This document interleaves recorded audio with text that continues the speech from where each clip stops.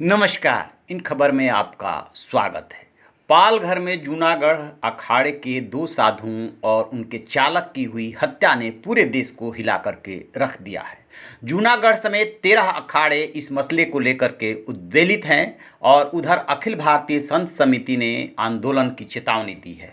अखिल भारतीय संत समिति के जो राष्ट्रीय महामंत्री हैं स्वामी जितेंद्रानंद सरस्वती, उन्होंने एक स्टेटमेंट जारी किया है और 28 अप्रैल को सत्याग्रह करने का आह्वान किया है। परम पूज्य संतगण, सादर चरण वंदना एवं भक्तजनों, पालघर में पूज्य संत एवं सारथी की हत्या के संदर्भ में जो नए नए तर्क आ रहे हैं, उसमें हत्या आरोपियों को बचाने के लिए जिस पीटर डेमिलो उर्फ प्रभुदास क्रिप्टो क्रिश्चियन का नाम आ रहा है, यह सोनिया गांधी के शासनकाल में राष्ट्रीय सलाहकार परिषद का सदस्य भी रह चुका है।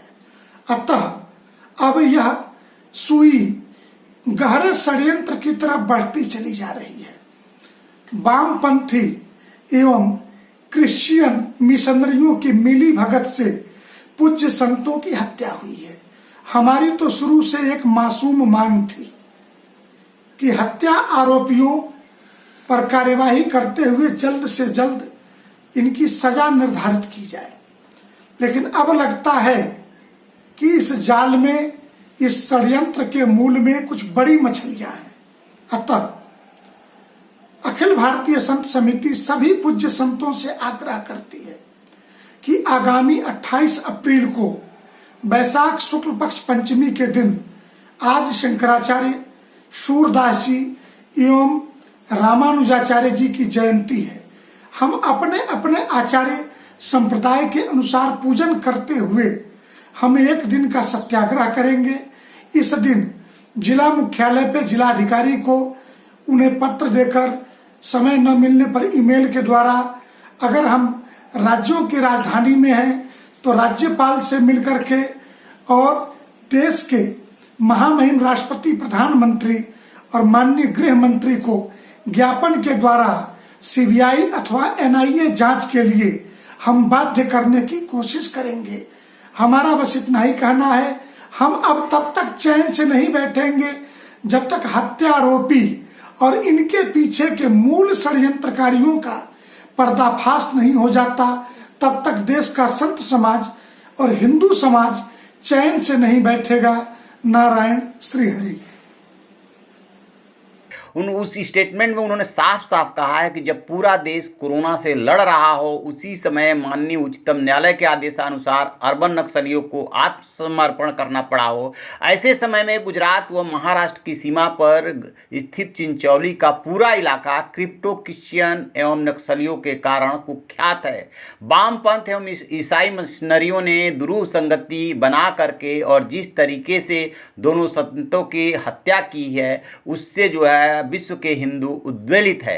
आगे वो कह रहे हैं कि जिस प्रकार संतों की हत्या करने वाले तथाकथित आदिवासियों की आड़ में क्रिप्टो क्रिश्चियन को बचाने के लिए उसकी जमानत हेतु काश्तकारी नामक संगठन आगे आया है, उसका मुखिया पीटर डेमिलो है, जिसका दूसरा नाम प्रदीप प्रभु है। इनके बारे में वो आगे बता रहे हैं कि आखिरकार प्रदीप प्रभु कौन है और क्यों ये अचानक चर्चा में आ गए हैं।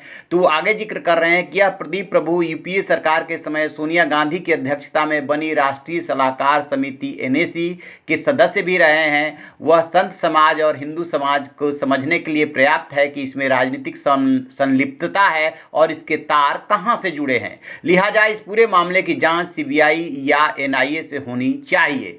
इस समय कोरोना का कहर है, पूरे देश में लॉकडाउन है, लिहाजा हम आह्वान करते हैं कि जिला स्तर पे सारे नियमों का पालन करते हुए इसको लेकर के जिलाधिकारी को ज्ञापन दिया जाए। यदि ये संभव नहीं है तो ईमेल से भेजा जाए, प्रदेश की राजधानी लेवल पे राज्यपाल को ज्ञापन दिया जाए और जो है राष्ट्रपति व प्रधानमंत्री तक इसको पहुंचाया जाए। इसके अलावा सोशल मीडिया और जो मीडिया है, डिजिटल मीडिया, उस सब में इसको प्रचारित व प्रसारित करने की बात कही गई है। वो इसमें ये भी साफ साफ लिखा है कि मास्क, गमछा वगैरह सोशल डिस्टेंसिंग सबका जो है पालन होना चाहिए। ऐसे में ये सवाल उभरता है कि आखिरकार ये जो प्रदीप प्रभु है ये कौन शख्स हैं जो कि अचानक चर्चे में आए हैं। ये काश्तकारी नामक जो संगठन चलाते हैं उसका क्या मकसद है।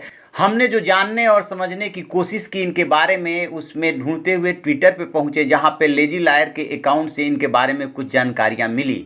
दरअसल प्रदीप का पुराना नाम जो है पीटर डी मेलो है, जैसा कि पहले भी हमने जिक्र किया, और इनके पढ़ाई लिखाई काफ़ी अच्छी हुई है। ये पहले पढ़ाते भी थे, और जो एनएससी की बात आ रही है उस एनएससी में इन्होंने सब कमेटी जो बनी थी फॉरेस्ट राइट एक्ट, उसमें इनका अहम रोल रहा था।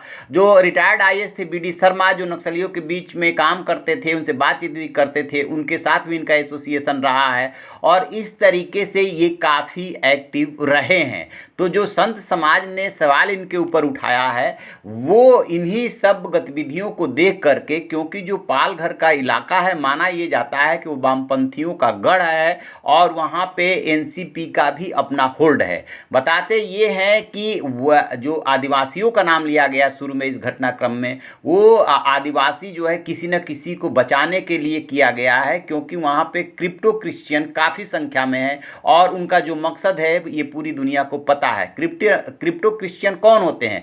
क्रिप्टो क्रिश्चियन वो लोग होते हैं जो जिस देश में रहते हैं वहाँ की वेशभूषा और वहाँ का नाम रख लेते हैं, लेकिन हकीकत में वो क्रिश्चियनिटी को फॉलो कर रहे होते हैं और उनके लिए काम कर रहे होते हैं। तो जो पालघर का इलाका है उसमें ये ऐसी गतिविधियाँ बहुत ज़्यादा हैं। ये बात सही है कि वहाँ पे जंगल भी है, आदिवासी भी हैं, लेकिन उनके बीच में रह करके और कहा यह जा रहा है कि उनको उकसाने का काम ऐसे ही लोगों ने किया है। अब इसमें किसी की भी अदालत में पैरवी करना कोई गलत नहीं है। कोई भी वकील खड़ा होकर के और जमानत मांग सकता है, उनकी पैरवी कर सकता है। बट इनको लेकर के जो सवाल उठ रहे हैं पीटर डी मेलो को लेकर के, वो दूसरे तरीके के सवाल उठा रहा है। संत समाज की इनकी गतिविधियाँ जो है सीरी से जो है हिंदू विरोधी रही है और इसको बर्दाश्त नहीं किया जा सकता। लिहाजा इस मामले की जांच एनआईए या सीबीआई से होनी चाहिए। तो आप ऐसी खबरों के लिए देखते रहिए हमारा डिजिटल चैनल इन खबर। Thank you. इन खबर चैनल को सब्सक्राइब करें और बेल आइकन दबाना ना भूलें।